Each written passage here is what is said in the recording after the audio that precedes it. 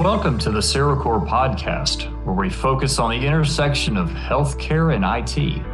From practical conversations to strategic thought leadership, let's unpack the decisions, challenges, and journey of those whose purpose it is to deliver technology that improves healthcare in their communities. Today, we are pleased to welcome Tiffany Laurenz to the CereCore Podcast. Tiffany is Vice President of IT Delivery Operations at McLaren Health Care, a large integrated health system in Michigan. With nearly 24 years of experience in healthcare IT, she has served in leadership roles across both provider organizations and global IT service firms. Her career includes 15 years as a client executive at Atos, leadership positions at Erlanger Health System, and now overseeing IT delivery at McLaren. At McLaren, Tiffany leads the execution of major technology initiatives across more than 13 hospitals and numerous outpatient facilities. Her work spans enterprise system implementations, IT service delivery optimization, and ensuring that technology strategy aligns with patient care priorities. She was recognized as a finalist in the Stevie Awards for Women in Business for her leadership in operations and resilience. And under her guidance, McLaren has advanced digital transformation efforts such as launching a new Health Life patient portal. Tiffany, welcome to the CereCore Podcast. Thanks for having me. Happy to be here.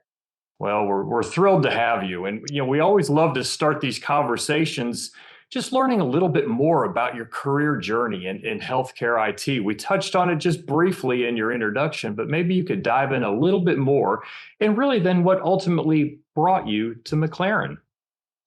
Sure, absolutely. I kind of stumbled into the world of healthcare IT. I started long ago. I worked for a really small software development company, local in Michigan. They were teeny tiny, and they developed physician billing software. And so I started there kind of as a sort of a side job while I was finishing up my degree. And I kind of did everything. I ended up doing all kinds of different things there. I went from being a billing clerk because they had a full service billing offering to being a customer support person, to testing the application. And eventually I was a trainer. And that's where I met McLaren. McLaren was my account that I was responsible for transitioning them over to our physician billing tool. So that's where I met McLaren. And then one thing led to another, and I ended up working for them. And the journey has just kind of gone from there. Yes. Well, that's excellent. So,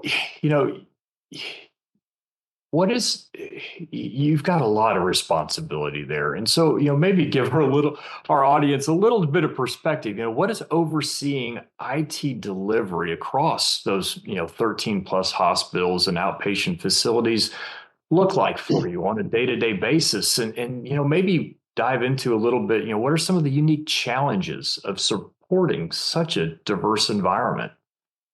I think, first and foremost, there's a lot of meetings. Yes. We're in a lot of meetings. It is a very large organization, and we move rapidly at McLaren. There's no dawdling over here. I think your team could probably attest to that from our transition over to you for services. So. It's a lot of meetings, it's a lot of discussion, it's a lot of collaboration. We work very, very tightly with, our partner teams, such as our security team and our applications team, our PMO, all those functions live within the IT department. So that's really nice. I have a really awesome team. So my team's kind of divided up into two sections. One is the technology side of the house, which is all the different, infrastructure teams. So like, our network and our, wireless and our phones and our data center folks and those folks. And then we have a delivery side, which is our SDM. So our site delivery managers. We have essentially an IT liaison that sits at each of our major hospitals. And they're, the main point of contact for our executives at the hospitals. And so they represent, they're there to bridge that gap, right? And to make sure that, that hospitals' needs are being heard and being considered, and being included when we're doing planning and that sort of thing. So, it's interesting. It's a lot of really fast information assimilation, right? And it's learning how to kind of take that technical jargon and be able to kind of relay it back in layman's terms to our customers. So I'm not technical by training. I don't have a degree in technology. I actually have a degree in business. And so I used to worry about that in terms of, leading technical teams. But what I learned is over the years is, my strength is building teams. My strength is solving problems. My strength is, being able to understand what those technical people are telling me and being able to convey that back to, our executives. And that's an art, again, I've learned over the years. It absolutely is. And I think there, so many organizations struggle with that translation in between IT and then in the business and the need, and whether it be physicians, whether it be executive leadership, et cetera. And yes, does that take an awful lot of meetings to coordinate? And you bet it does. But that's part of that communication that is so critical and important, making sure that everyone's aligned, everyone's on the same page, and that nothing's falling through the gaps when it comes to communication, so that everybody is aligned and there aren't any miscommunications in and around the direction of the path. That's very true. Very true. McLaren's grown through acquisition. So every time we grow, that means another hospital or more physician practices coming into the system, which then requires us to go out and figure out how it is we're going to integrate them into our environment safely. These days, security is, the top concern and top priority. So we spent a lot of time talking about, that world. I'm not sure of the pleasure or the misfortune. I covered, we had our VP of security left before Christmas of last year, and I ended up covering that for about 6 months. And I can't tell you how happy I was when my volunteer term in that role ended, because it's a world I would it's a lot, and it's scary. It is, especially for health. The pressure is immense and enormous, and for people that are outside of the industry or even outside of IT from a inside the industry perspective, they don't quite comprehend and understand the challenge and the pressure that everyone's under. And yes, I can imagine the relief after that 6 months was over. Yes. You talked a little bit about some of those investments and challenges, and I know you guys have been investing a lot in kind of that digital transformation initiatives. We touched on one at the top, the Health Life Patient Portal, and really some of your IT service modernization. What are some of the biggest drivers that you're seeing for these changes there at McLaren? Well, patients. Patients are our ultimate customer, right? And they're savvier than ever. They want access, they need access, they deserve access to their medical records, right? So, like you said, we talked about the patient portal earlier. That's huge. It's no longer a nice to have; it's a must have, and making sure that's safe, right, is critical to the organization. I partner with my peer, John Tika, who owns applications, and my teams provide the infrastructure and the support for the environments that those apps live on. And as we talked about a little bit, cybersecurity, it's a huge, huge driver. We don't have a conversation today that doesn't include cybersecurity to some degree. Every new application coming in, we're actually going through all of our existing applications. Our new VP of security is doing that and doing risk assessments. And we're going back through and making sure even the people we've already partnered with are meeting our standards and our expectations. So, it's a lot. And healthcare is, we're pressed financially more than we ever have been. So figuring out how to do that, as affordably as possible. We're very, very, very good at getting the most out of our budget. That's for sure. It's a challenge and it's an art form. And, I think that brings up a really good question. And, because you talked about having to apply the security lens to everything. And then you've also talked about, applying that patient lens to everything. And so, perhaps dig into a little bit about how you go about approaching aligning those IT priorities, including cybersecurity, with those patient and patient care goals that you all have organizationally. What happens is our senior most executives, they go off and do strategic planning, right, a couple times a year, and they bring back, kind of their vision for the next, quarter, year, what have you. And we sit down as an IT leadership team and look at that and figure out what it is, or try to anticipate what the enterprise is going to need from us from an IT perspective to support those initiatives, right? So It's all about driving, improvements in patient care. It's about driving, revenue. I mean, honestly, people don't like to talk about hospitals and revenue, but it's a reality, right? Hospitals have to make money in order to stay in business, to continue providing care. They don't make a lot of money. Indeed, yes. But they have to make a little bit of money to be able to continue providing those services to the communities they serve. And as a cost center, because IT is a cost center, right? We're not generating revenue. All the executives are looking at their budgets and they're looking at their IT line item, right? And that number goes up. It almost never goes down.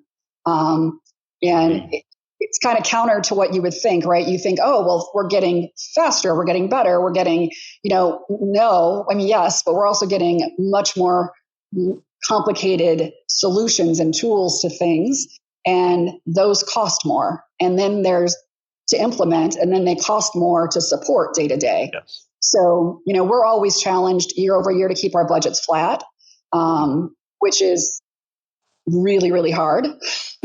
But I'm really proud that I'm part of a leadership team that, has done that for the last 5 years, really consistently, to help again support the organization. It's a lot.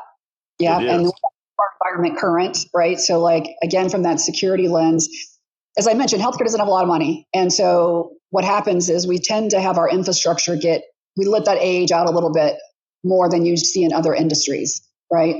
Banking, they stay really pretty cutting edge with all their stuff. They're on a really short refresh cycle. Healthcare, we don't have that luxury, unfortunately.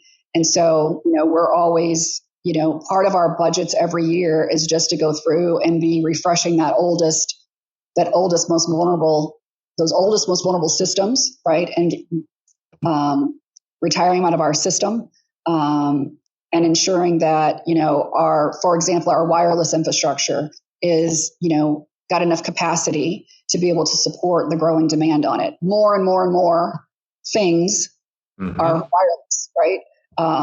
Every new technology that comes in the hospital has some wireless component. So it's fun. I wouldn't be in this line of work if it weren't fun. I know people would question my definition of fun, but I like a challenge, and people don't get into IT and healthcare to get rich. I'll tell you that. Right. It's challenging and never boring, right? Never boring. No, same. You never have the same day twice. Yeah. That's exactly right.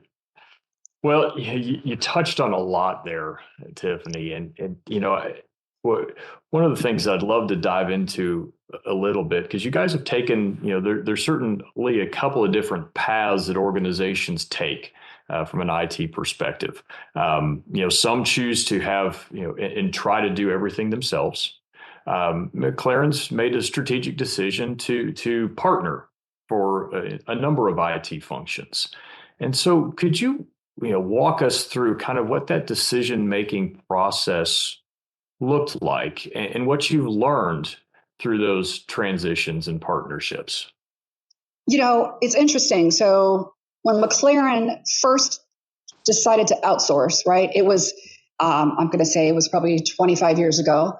It was very early on in sort of that world where hospitals were thinking about doing that. And, I know at the time, there was a lot of discussion around, look, as a hospital, we're an expert at providing patient care. We're not experts in IT. And, that's just not our strength. So what can we do to, kind of support us better, right? Support our departments better, support our patients better, support our clinicians better. Let's see if we can find partners in the industry that can bring that expertise to bear for us, and with us, and, collaborate in a way that, we can stay focused on our specialty, which is patient care, and they can help bring us forward, in a meaningful way. So, it's just like, if you think about it, it's like healthcare, right? As a patient, I go see a general practitioner, but if I've got something specific wrong, I need to go see a specialist. It's kind of the same, right? As a health organization, we needed a specialist to provide us this service. So it's been an interesting journey. It certainly has. Our latest incarnation is, I would say we're more of a hybrid model. So back in the day, 25 years ago, everything was outsourced, everything, even HIM. So health information management, medical records, relief of information, all that stuff outsourced. And over time, there have been different iterations of that. About 6 years ago, McLaren decided to RFP out their managed services. And so we made a change, and that change didn't work out quite like we were hoping and anticipating. So we quickly made another change. As I mentioned earlier, we're not, we don't dawdle. We don't have time. Yes. We're quick decision makers, and we're very quick to the execution phase. So we made a change 2 years ago to partner with a different services provider. And in doing so, we also decided to bring a few functions back in-house, right? So we've kind of tried it different ways. We've settled, I think we're pretty settled right now in sort of our mix of things. It was really important to us to maintain control, because at the end of the day, I don't care who's we're partnered with to provide service. We're responsible, right? Yes. We're still responsible to make sure that IT services are being delivered in the way in which our end users deserve. So, I think we've found a nice balance, and we've retained ownership of all those services. Well, and that's what I love about McLaren is that, right, you change with the times. And when situation changes, when what's available changes, when what is needed changes from a community perspective, you all change. And I love the fact that you all are able to do that in a rapid path. And so that makes that, that's great to hear. And I appreciate you sharing that. And when we started our partnership with you, we started with the IT service desk solution. And so actually, sorry, go ahead.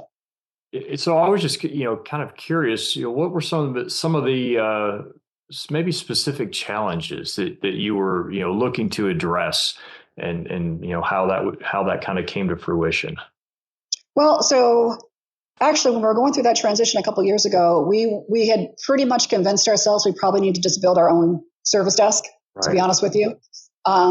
Every services provider that we met with and had used historically always claimed to have this healthcare specific knowledge and experience, and none have ever had that. IT service providers, they tend to blend healthcare and pharma together.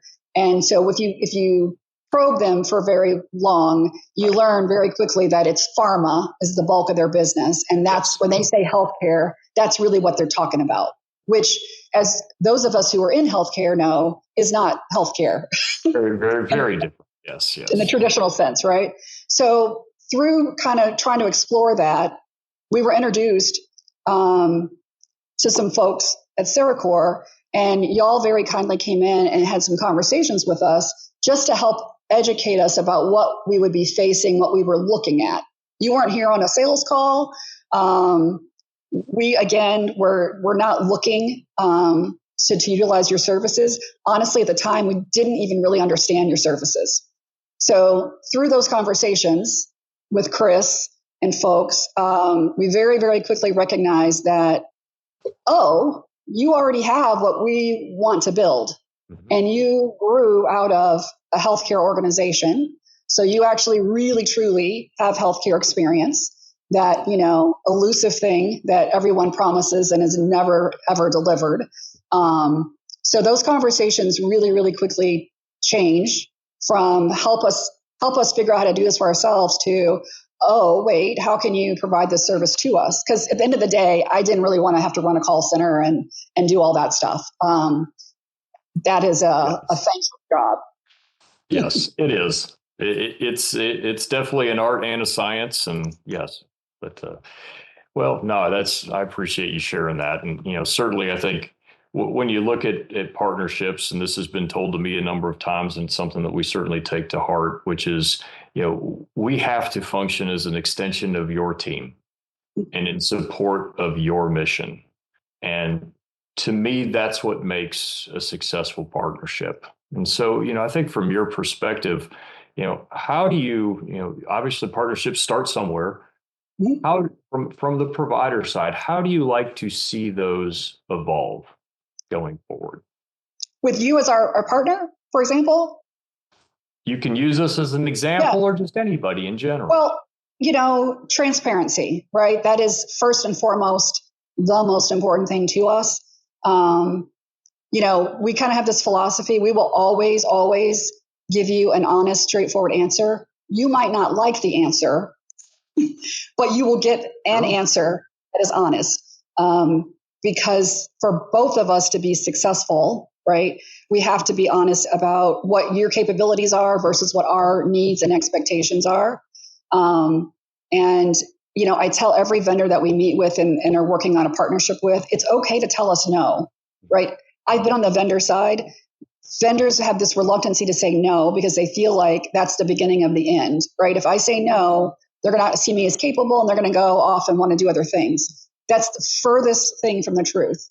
If you tell me you can't do something, that builds, significant trust, honestly. We may decide to go down that path with you anyway, but we'll go down that path knowing what we're in for, right? It's a very different journey than if you tell me to do something and now I think you can do something and it turns out you can't. Now we've got a big mess. And I'm angry because you didn't just tell me the truth. So, that resonated with, again, CereCore's leadership team and, again, Chris and those folks. I always get an honest answer from the team, and that matters more than anything. So if you call me and tell me that, y'all messed up XYZ and this is what happened and this is what we're doing about it and this is how we're going to make sure it never happens again, that's the beginning and the end of the conversation. That's invaluable. No, excellent. Well, appreciate you sharing that. So we touched on this a little bit at the top, and that you were recognized as a Stevie Awards finalist for leadership and resilience. And so, we always love to touch on a little bit of kind of leadership tidbits in the podcast here. And so, maybe share just what leadership lessons stand out from your experience in and around that you could share with our audience. I think true leaders lead through example. They lead through their actions. And you're leading in all aspects of your day. If you're in a leadership role, to me, you're never not leading, and you should always be aware that your actions are a reflection on, your department and your organization and your teams. And it's really important to be conducting yourself, with integrity and in a way in which, you can back up anything that you've said, right? Or a decision you've made, if it may not be the right decision, right? As I said, McLaren moves fast. And so sometimes that means we make a decision that maybe didn't work out like we thought it should or would. But, we course correct, we learn from that, and we keep moving forward. There's almost no time to wallow in the, woe is me, right? Yes. You can have a minute with that, and then you gotta keep it moving. That's right. Because it's to get done. I think being honest with people, like I said, giving people an answer, whether they're going to like it or not, being consistent. And I think just generally, honestly caring about what we do. For me, I work in healthcare IT because, and I've been on the other side, right? I mentioned I work on the vendor side, and that was hard for me because those are for-profit organizations, and somebody who grew up in healthcare and nonprofit was hard to reconcile, because they're all about the bottom line. They're all about their margins. They're all about their, stock price and all that kind of stuff, right? And for somebody like me, and everybody on my team, we're in healthcare IT because we care about the mission. Right. We care about the fact that we're contributing to this sort of greater good in the world, specifically in our communities. And because at the end of all this technology, and I say it all the time to people, you have to remember that at the end of all this technology that we're all supporting and is driving us crazy are patients. Right. And patients and their lives and their family members. And, a lot of them are going through really difficult times. And the last thing they need is a clinician that's stressed, or angry or whatever, because the technology isn't working.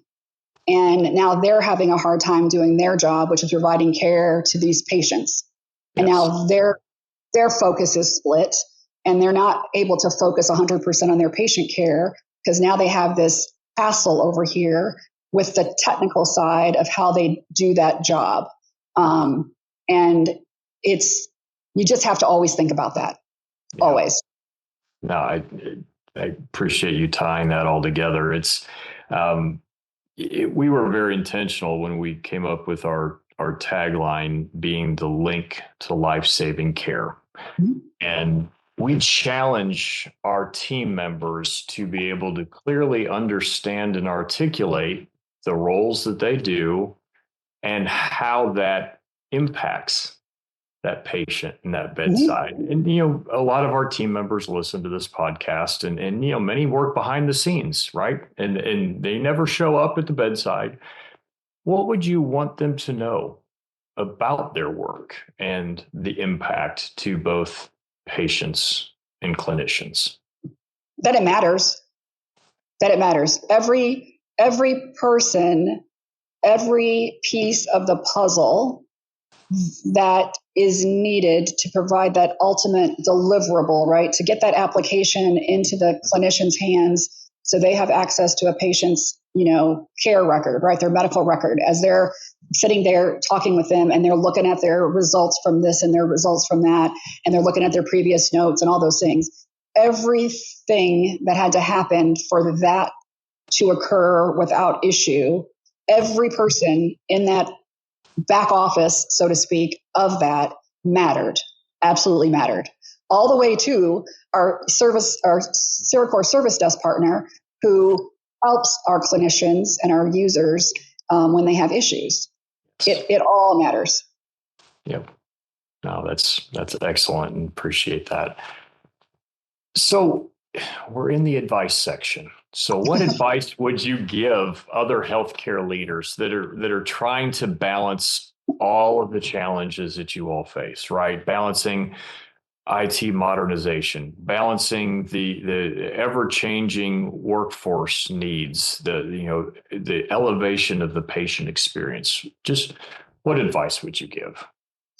I think, for us, we are always looking at our environments to make sure they're stable, and they're functioning optimally. And we're assessing new technology, not because it's the latest, greatest thing. Again, in healthcare, we don't have that kind of money, at least not, at this level. So you'll never find us on sort of the bleeding edge of things. We tend to be mid to late adopters, because we're very much aware of the impact those potential changes have on our user community. And there's a trickle down effect, right? So, there has to be a very specific business driver that our business units have brought forward for us to go out and assess new technology. Right. So it's not about the next best thing. It's about making sure we have the right thing right now. So you have to balance, you have to figure out what it is you want to be best at. And in those areas where you're less than that, you have to figure out who you're going to partner with to support your organization in those endeavors, right? So CereCore, y'all are our service desk provider. I would fight to the death. I mean, this is not an advertisement for CereCore, but if anybody came to me and told me that, they wanted to assess, in fact, it happened fairly recently. And I'm like, absolutely not. That is an area that works, right? When we transitioned to you, it was a non-event. I've never seen like it. We were all braced because, that's a big deal to cut over providers. And we didn't have a spike in call wait hold times. We had nothing. It was like it didn't happen. That's how wildly successful it was. So I would say really do your homework and figure out who it is you can partner with to help, reinforce those areas where, you're not the strongest. That's been really key for us. No, that's excellent. So as we wrap up the podcast today, maybe just share a little bit what's on the horizon from an IT priority standpoint for McLaren, say over the next 1 to 2 years. Well, we've just finished up our transition. So our entire enterprise is on Cerner as our EMR. So we've just come to the end of that. Right now, we're about 2/3 of the way done with our PACS transition. So we're getting, I mentioned that we grow through acquisition.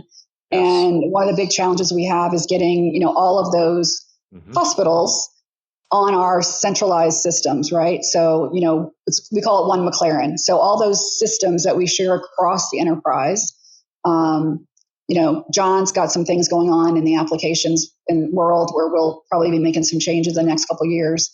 I would say that we're going to continue our refresh programs. They're never ending, much to our executives. Yeah, that's technology. Right? Yes. For a long time, I think we'd be done one day. We're never, ever done. No, and I think we finally have them understanding that it's never done. It's just constant refresh cycle. Cybersecurity is shortening that cycle because of the vulnerabilities and the folks out in the world who just, are determined to harm, organizations. So, that's it. Really nothing too terribly exciting. I'm telling you, we're keep the wheels on the bus, people. Well, you say it's not terribly exciting, but here's one thing I will say is an organization that sees a lot of hospitals and health systems across the country and even globally.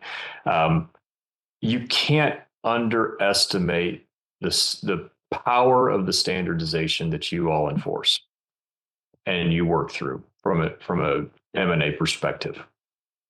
Yeah, it's like I said earlier, it was really important to us, right? It's a cost center. We want our customers, our consumers of our product to feel like we're adding value to them. Sure. And it's when they look at that allocation for IT, they don't grimace and think, what am I getting for that? Yes. Rather, they see it and they recognize, all the things that have happened in the prior year or whatever, to help improve their abilities to drive revenue, to provide, excellent patient care and that sort of thing. So we're looking to be a value add organization and drive down cost. Healthcare is facing record low reimbursements and, all those challenges. So if we figure out how to do things, more efficiently and drive those costs down, that's really important to us. So, and that standardization is absolutely critical to doing that and being good stewards of the dollars so that you can continue to deliver that top-notch patient care. Yep.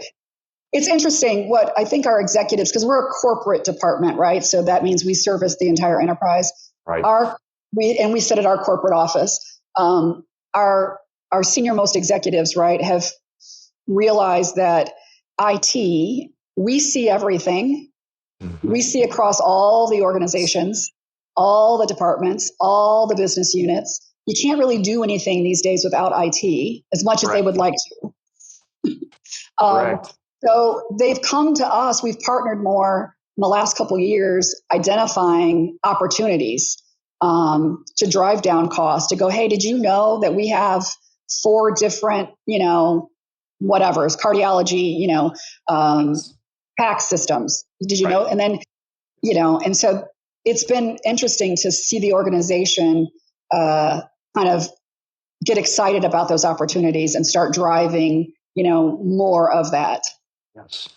Well, and I think once the standardization occurs, yes, you get the cost savings. You get the cost savings on the support and the license and everything else. But at the same point, then all of a sudden now you've got a level of standardization, and you've got a level where you can start leveraging the data. Yes. In meaningful ways on a go-forward basis. And the power of that is transformative. Yeah, new to me, we have a business intelligence department within IT. That's, for me, that's never really lived in IT. It lived outside of. Right. And our new CIO, Lee Anderson, that joined us about a year ago, he's a data guy. And to see and hear some of the things that he's been doing, and partnering with, the site hospital executives, and helping them to understand that data and how they can use it to make better business decisions. It's been fascinating because, data isn't my bag, right? It's, I know it's powerful, right? But it's not, an area that I live with and deal with every day. But to see that and see how that's, becoming such a huge value to the organization has been kind of cool. Indeed. Well, excellent. Well, Tiffany, thank you so much for coming on and being a guest on the CereCore podcast, and just for all your insights, and more importantly, for your partnership and what that means. Thank you. Thank you very much. We really, I tell Chris, all the time, I feel bad. Early on I said to him, if we're meeting a lot, that's a problem. Right? If he and I have to be in meetings and dealing with stuff day to day, that's a problem. It means things are not going well. Now I feel bad because I never ever talk to him. We both know that's a good thing, but I happen to like all the folks at CereCore that we do business with, and that that we get to interact with, and that's not always the case. Our values and our all that stuff's aligned, and it makes it really nice to come to work every day, and it makes it really nice when I have to make a difficult phone call. I know what I'm going to get on the other end of it. I know it's going to be somebody who wants to partner and figure it out, and isn't going to be defensive, and isn't going to be making my day worse. So that's huge. So we can't thank you enough. It's been a really, really successful partnership, and we hope that it continues for many years. Honestly. As do we. Well, excellent. Well, thank you, Tiffany. Thank you. Thanks for listening to the CereCore podcast. We hope you enjoyed this conversation. Follow us on your favorite podcast platform for more episodes. Connect with us on LinkedIn. Visit our U.S. website at CereCore.net. And for those abroad, visit CereCoreInternational.net. Learn more about our services and find resources.